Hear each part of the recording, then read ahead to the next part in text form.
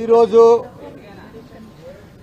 బంగారం లాంటి తెలంగాణను కాంగ్రెస్ ప్రభుత్వం వచ్చినాక అతలం కుతలం చేస్తున్నారు. అసలు ఎవరికి అర్థమే అయితలేదు. ప్రజలంతా అయోమయంలో పడిపోయినారు. రైతులు ఇప్పుడు ఈరోజు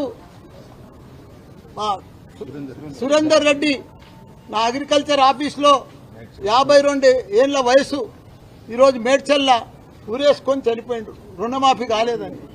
ప్రతి ఒక్క రైతులు కూడా మా కేసీఆర్ పాలనలో రైతులు ఎంత ఆనందంగా ఉన్నారు, ఎంత పంటలు పండించారు, దేశానికి ఆదర్శంగా నిలిచింది. మా తెలంగాణ రాష్ట్రం పంటల రైతులల్లో అంత మంచిగా నడిచే రైతులన్నలు ఇవాళ కాంగ్రెస్ వచ్చినాక అతలం కుతలం అయిపోతుంది.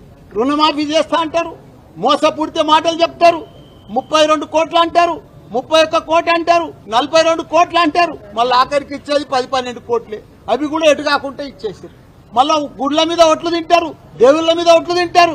ఆ ఒట్లకు కూడా సరిగా చెయ్యరు. ఎక్కడ చూసినా ఇప్పుడు చూసినా అత్యాచారాలు,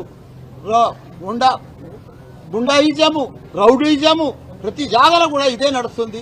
దయచేసి ప్రజలందరూ కూడా అల్లకల్లోలంగా ఉన్నారు. మంచిగా ప్రభుత్వం నడవాలి.